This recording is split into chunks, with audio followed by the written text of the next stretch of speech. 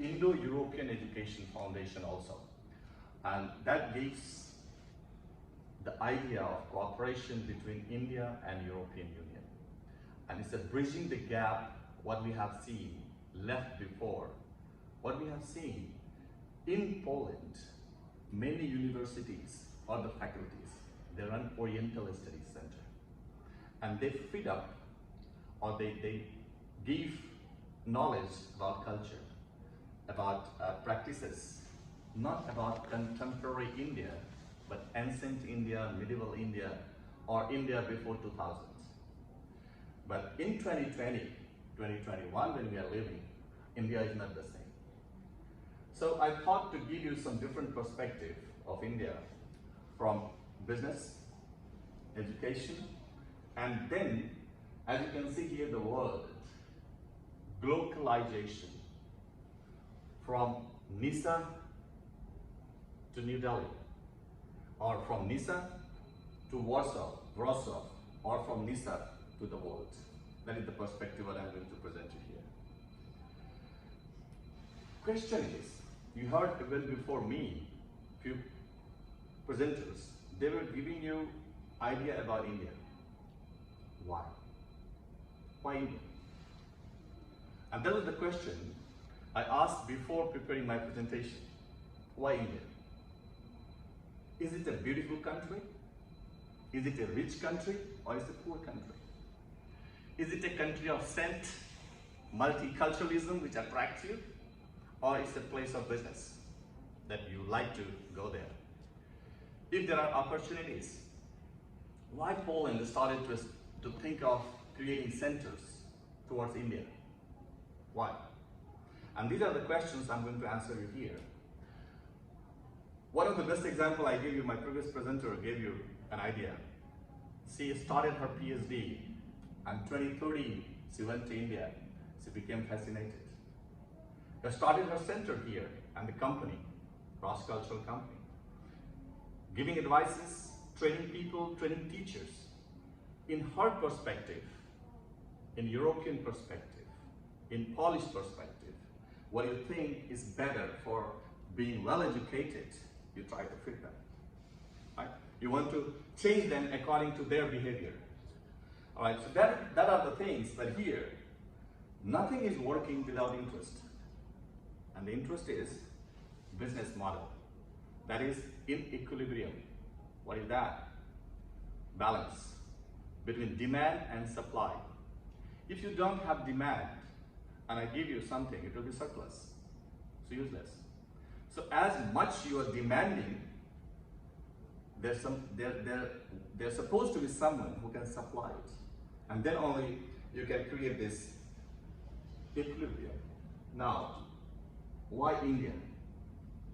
I'm not talking about a cultural perspective now, what we heard before, or I'm not talking about also something which happened anciently, in ancient time. But I'll give you some picture how it was working.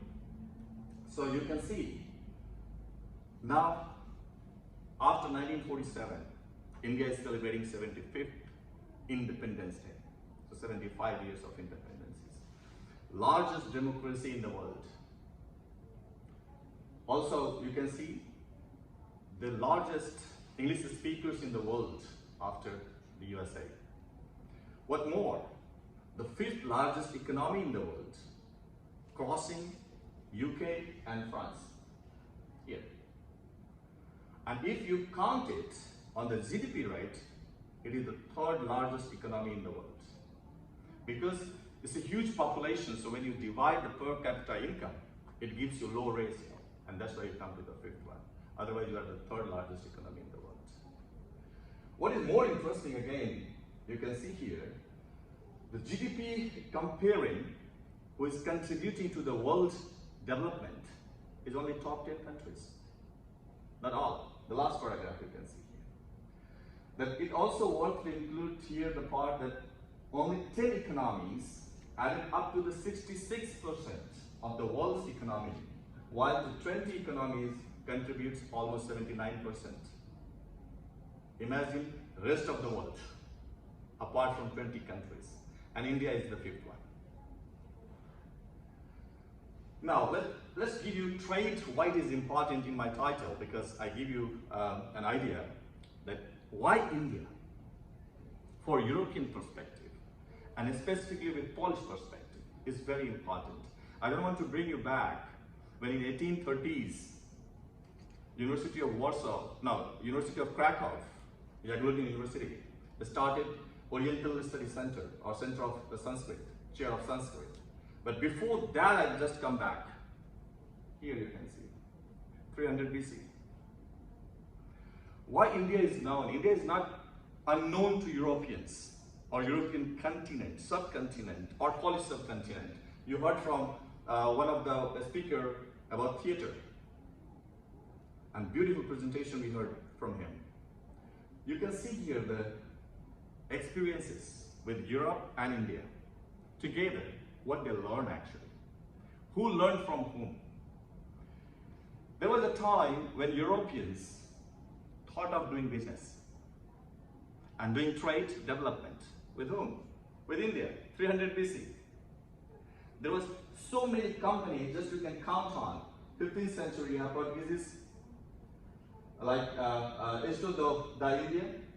Then you have 16th century, East India Company. Later on, French East India Company, 17th century. 18th century, East India Company, which converted into British Raj as colonial India. What was the reason? Trade. India became colony because they opened their economy, because they wanted to do their business with foreign companies. Each company, they reached to India because they wanted to find their own perspective. They wanted to do their own businesses in their own areas. That is it here. When we call that traders, when they visit to the king, praying them to give a space for doing business, later on they became the king, and king became the prayers when they were praying to the traders, give a space to us. That is how it's changing. And you can see here eventually that India proposed business expand, their trade later became a better.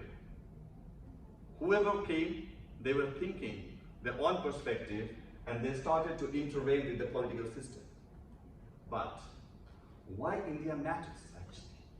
That was my title. Because even from centuries, what I just present you from 300 BC, this very limited time, I just wanted to give you a short picture. From 300 BC until 1947, during the colonial time, India were perceived by invaders, by different companies. Either it was Portuguese, French, British, Netherlands, or anywhere apart from the world. They used a tactic, divide and rule.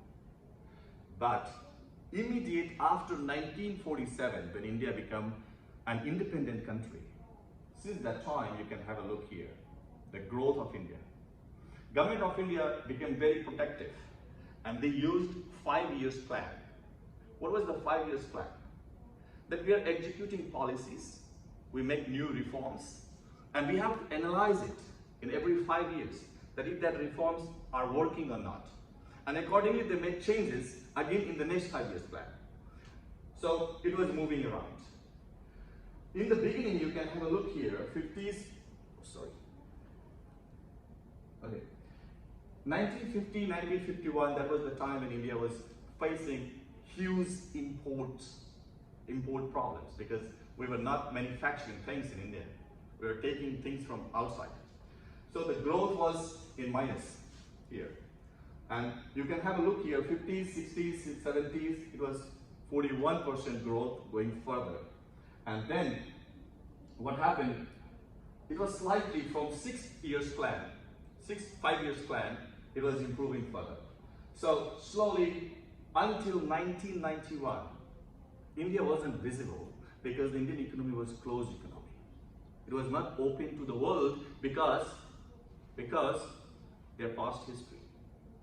They have learned a lot from these companies, those they came to do businesses and they colonized them. So learning lessons, they took precautions, and that was the picture here. You can have a look. economy wasn't closed, it wasn't open, it was a closed economy. After 1991, Indian economy became an open economy.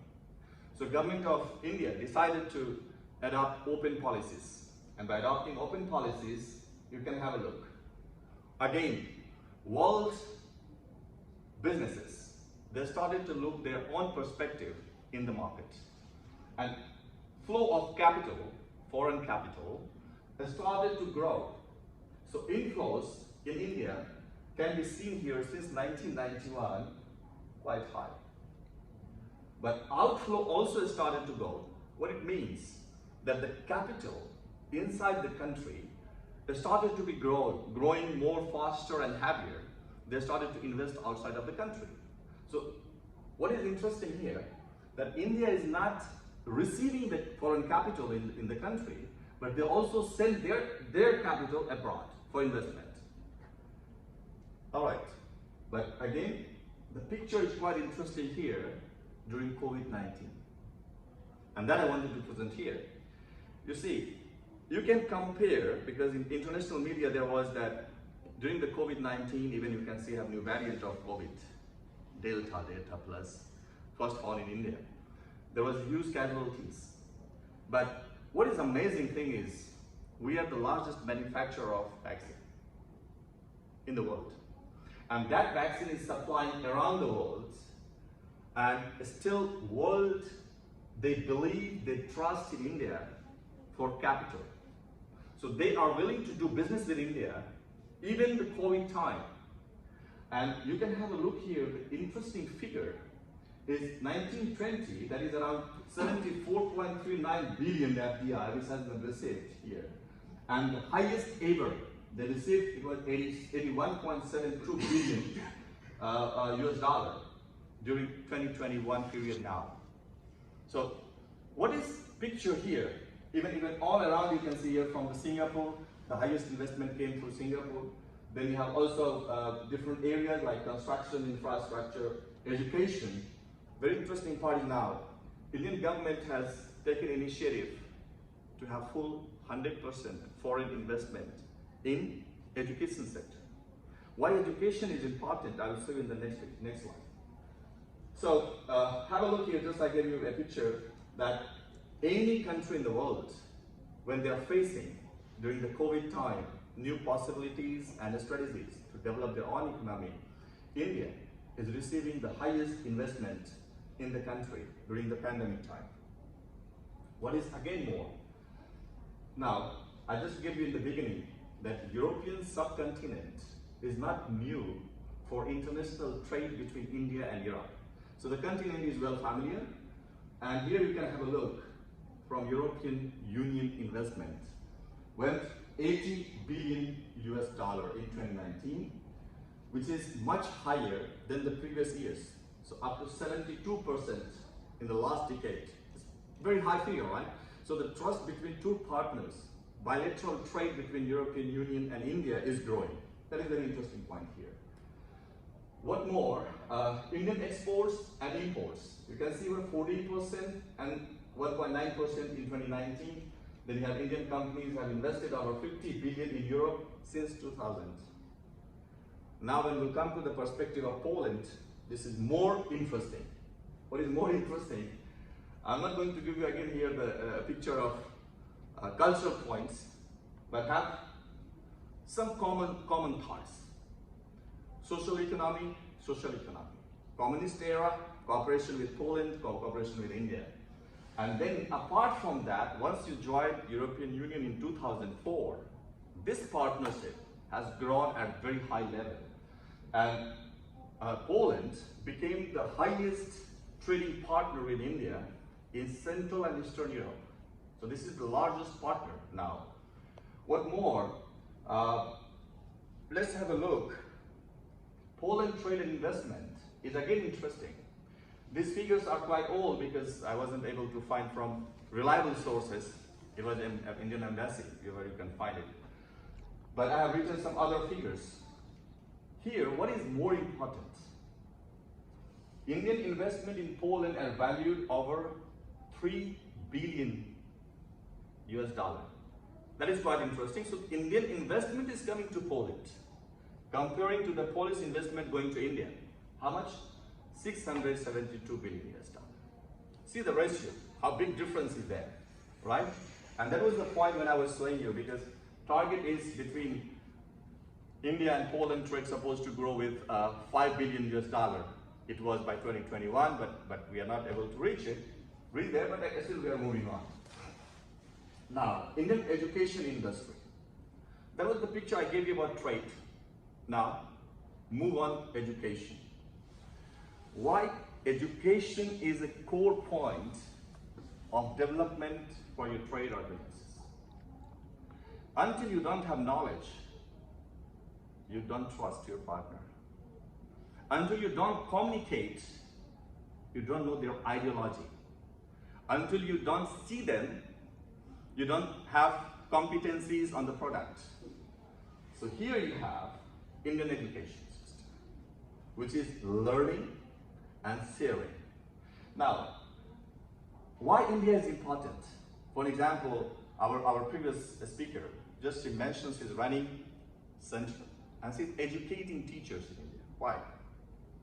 I will ask her, we'll have communication on that. Why you need to communicate a teacher in India? Why you need to teach them? Because you want to do your business. Why you need to do your business? Because you have demographic issues.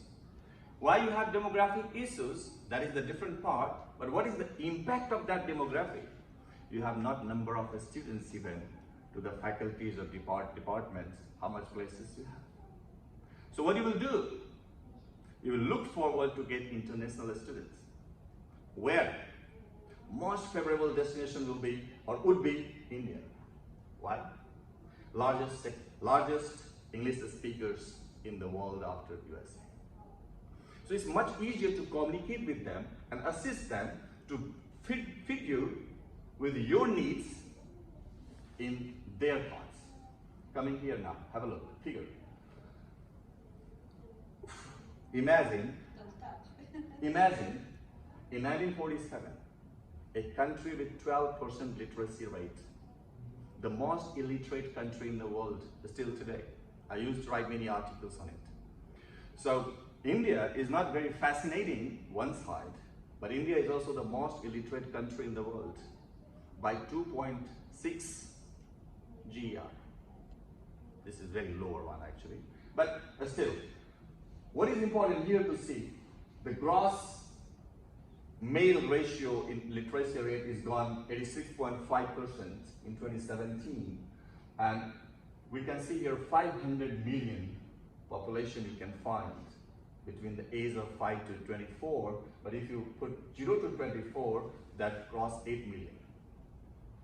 So it's a huge demography figure you can see here. Total enrollment in higher education has been estimated around 37.4 million in 2019. And then you have here the Indian education sector was estimated at 19.7 billion in 2018, 101 billion in 2019, and it is expected double in 180 billion by 2021 this year. So it's a huge market. India has over 250 million school-going students, more than any other country in the world. So if you have university and you like to admit students, who will be? Indian. Why? Every sixth student in the world is Indian. So you don't have choices actually. Either you want or you don't want. They will come to you. And this is the problem. So if anyone will come to you, or you want them to fill with your knowledge according to your requirements, and then you bring them. That are the centers what they do actually. All right. So also I want to give you here the number which is increasing, but we have also huge number of the universities and institutions. Imagine 39,931 colleges, 993 universities, 10,725 colleges standing alone, like institution like we have IIM, Indian Institute of Management, like these kind of institutions. So these are the largest number of higher educations in the world. which is existing in India. But why I wanted to show you, still having that largest numbers, India is not able to accommodate all these younger students. We have lack of places. So most of them, they're not able to get admissions in good colleges, in good universities. And then our role begins that if we can educate them, if we can give them equal rights to get education, how we can help them out. This is it here now. Let's move on to have a look here on the numbers of universities. Just I wanted to show you through the graph. As population is growing, Government of India is also taking initiatives. And in the similar manner, higher educational institutions are growing. Can you have a look? 1450 to 1890. See, 316 universities, here we have 371 universities. You will be very shocked by knowing one university has capacity to accommodate more than 600 to 700,000 students every year. And we have partners like Pune University. They have capacity around 700,000 students every year to accommodate them. And such universities, you have here 371 increased number in 5 years' time, right? So as population is growing, institutions are growing, but still, it is not in equilibrium. So you have to come back to the first slide what I saw, why India? Trade balance, supply and demand gap is here. So when you find supply demand... Could you explain these deemed universities? I have All right. forgotten the difference. You have, in India, we have three kinds of universities. Number one is called public university, which is 100% funded by by government of India, and recognized by UGC. Then you have state universities. So state universities are shared with the capital by state government, and part of the support is coming from the central government. That is, UGC is called European Grant Commission. Pardon? Not European. No. Is Grant Commission, but something I'm missing. I don't know what is that. But that is coming from there, right? And then the third part is private universities. Under the state law, each state they have law where a private institution can be organized on a STEM-alone institution or private university. So you are funding by your own. But inside that private universities also you have to follow UGC laws. And if it's a technical one, then AICT laws. Yeah. And then some part of the fundings still you can receive from the government, right? Yeah, so it's a deemed university. But they do not interfere in your academic programs. So you have free hands to launch new programs, projects, and go ahead without taking consent from the government of India or state government even. And then also then you have also kind of affiliated institutions. So the universities are giving affiliations. And what more? Deemed institutions. Not university, but the deemed institutions. Like you have IIM, Indian Institute of Management. All right. So coming here now again, why it makes sense to understand this supply and demand. Oh, sorry. UGC is University Grant Commission, right? Yeah. So UGC full form is University Grant Commission. All right. Here now we are coming to the income factor. If you have no savings and you have to buy many things, simply you are not able to do it. And that makes sense for India because the our middle class income is growing. So they are in the capacity to expend $15,000 to $20,000 per year for their kids to get higher education. And that shows here the figure. And you can have a look on that. It is fantastic to go for the households, 7 million, 19 million, 81 million, which when they are in the capacity to expend $5,000 to $10,000, $10,000 to $20,000 or $20,000 over. And this is the picture which is attracting foreign universities to the Indian market. Because the students from India, though they are coming to European market or American, Australian or British universities, they don't go on the basis of the scholarships. They go on the basis of individual payment, so they pay for it. When they pay for it, it is win-win situation for both. Either they are in India, they are paying for it, but once they are coming to Europe, they are paying for it, but they get much higher exposure. Being in Poland, once they get education from Polish universities, they're also able to exchange during their 3 years program to the European partners, Erasmus Plus, or so many projects we have that they can get higher exposure. What more, now here we are coming to the third part, what is called glocalization. Globalization, and then we bring glocalization. All right. It is a very specific point about the cultural connectivity. If you mentioned very nicely, I don't understand much, but how much I understand in your speech about Islamic, Hinduism, and Christianity.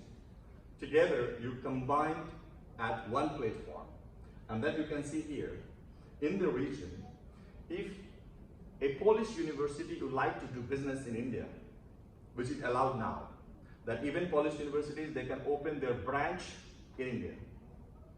If you are ranked under 500 universities in the world, or you are at least 25 years old university, so you have chance, there are some conditions, but you have right to open your own branch in India. So, if you want to do your business in India, you need to understand the cultural behavior of people, right?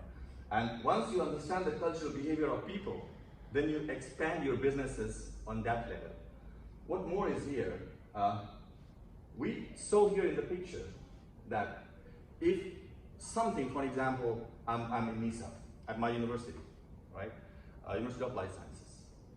So if we do some project in Nysa, it is very small place, but very beautiful, well connected. And we have more internationalized activities. Our head of international relations, Susanna Palpa here.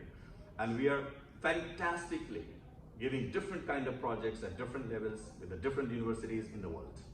With India as well, we are cooperating with Pune University, second largest university in the country.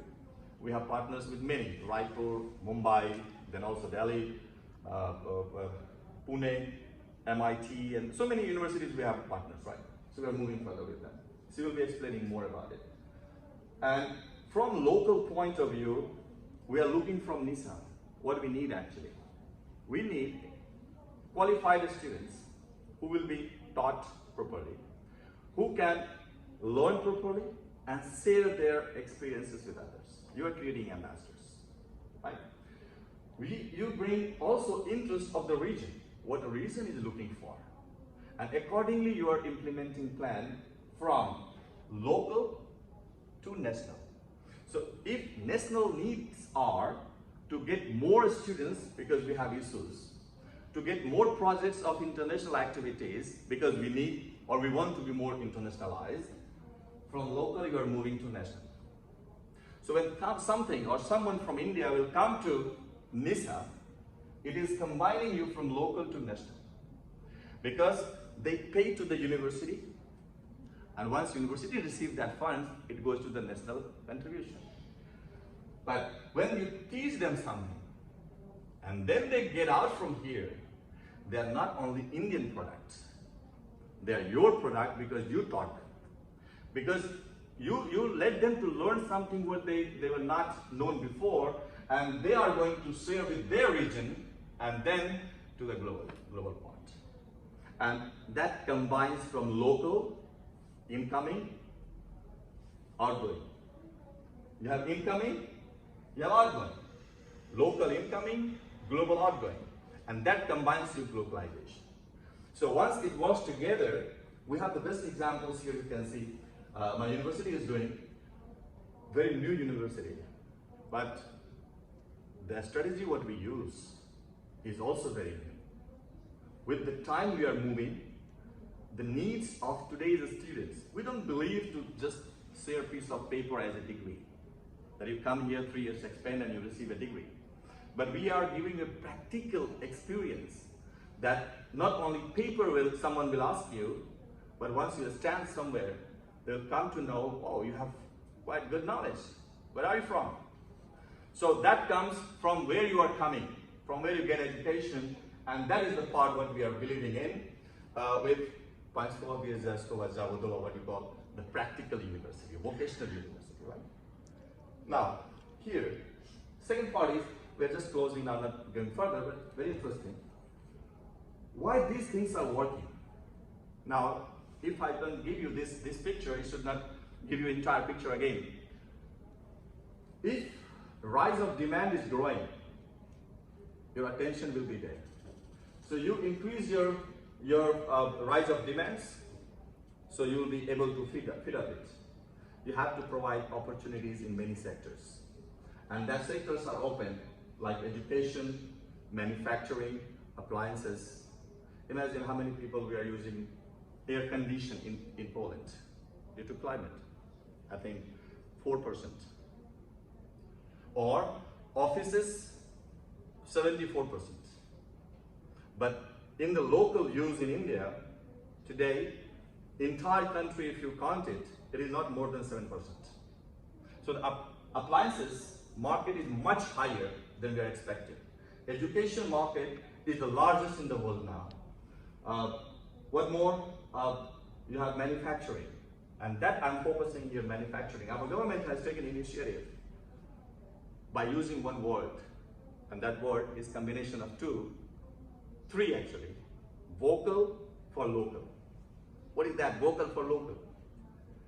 Voice for local means you call international companies in India to start manufacturing. So for example, if I want to buy a packet of juice, which is produced in Poland, I'm not going to say Polish companies to please give me a packet of juice, but I ask them, please come to India, produce your juice in India and sell it in the market. So that is called vocal for local. And it is also under another project, we call it Make in India. So you come to India, you do here activities, and we support you. What we support for? We give you possibilities for 100% foreign direct investment. So you don't have to find your local partners to do your business. If you are capable individually, you come without any interruptions, you can start your businesses. What more? We again initiate here that many companies from Poland now moving further, like I don't want to use here names, we had many. TZMO from Torun, probably you know TZMO. Torunskie Zakładowcy something material is the name, right? From Torun. And many of them they're working now, Solarium also there. So these manufacturing sectors are giving an opportunity to many companies from Poland around the world to come to India and invest in many sectors as per your choices without finding local partners. So you have 100% possibilities of foreign capital, right? And that is very interesting point here. And now, local plus global, that's what we call glocalization. So open for new partnerships from local market to the global customers and from global manufacturers to the local communities. So for example, our previous speaker mentioned global companies going to India, teaching them, training them, bringing you here for your products. Global, local combination. And that is the part of glocalization which is moving further. Now, the part is coming here for our institution, actually. So we have created this Indo-European Education Foundation in 2013, but before even it was existing, 2008, idea came in mind, 2008, once I was here and watching the gap between this Polish and Indian education system. So working with University of Warsaw also, when I was there, we had an European project for Contemporary India Study Center, and I was just helping them for connecting seminars and organizing it. But later on, I thought to create a foundation here. And this foundation is existing in Poland. It's a local company, so don't think when I'm talking about it, say it's a global one, but it's a local company where it become a global one. And the idea was how to fulfill this gap which has been left between Poland, India, and other European countries in education sector. Through education, how to develop businesses. So trade with education. So This is the combination here. And we believe three words: reform, perform, and transform. So we always believe in these three words. We transform ourselves as the need of global community, local market, and the global market. And we transform them as it is required. Today, we have more than 71 universities partners. And Poland, we have 2 branches. Can I have a water, please? Excuse me. Can I have a water, please? Yes, of Yeah. course. There is water in the class. No one is using it. Yeah. So you can. Okay.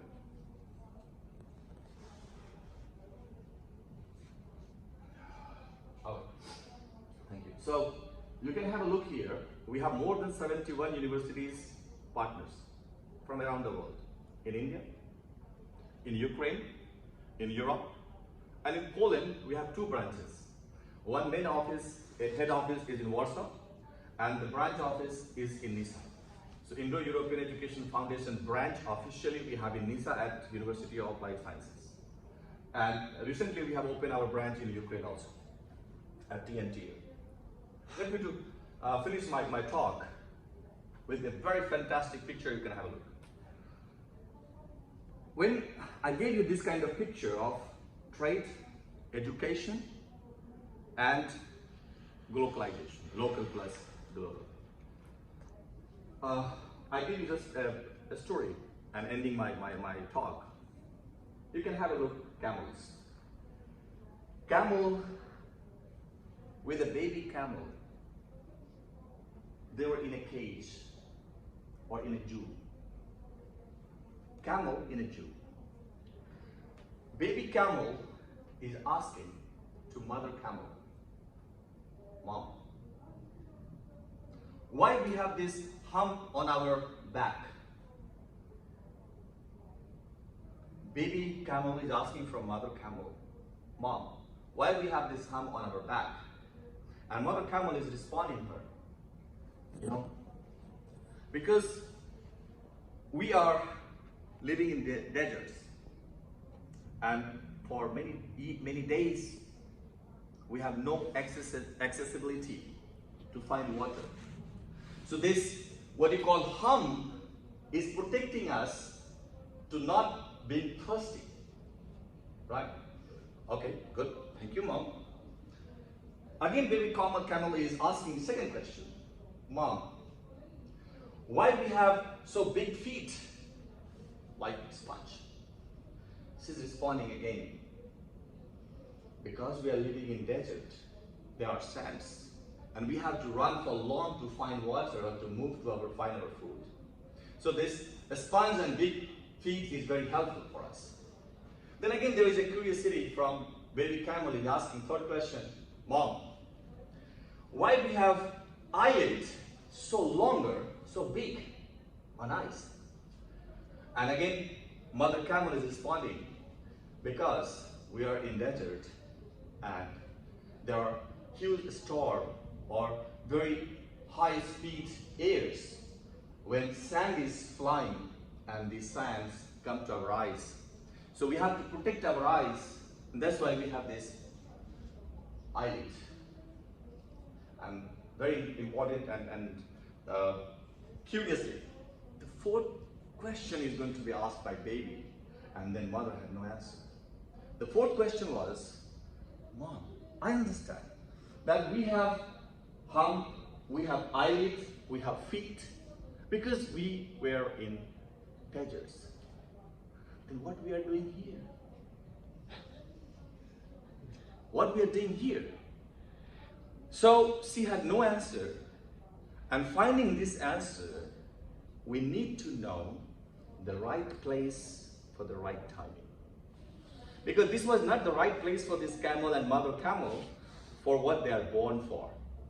So doing business, getting better education, getting better prosperity, it always matters where you are with timing. So the time and the place is very important for us. Thank you so much for listening and giving us a place. So make your mind, plan your business, get support from us. Here we are with PWSZ, IF, and land of opportunities we call India. Is waiting for the whole world to come and do businesses. Thank you so much. Thank you.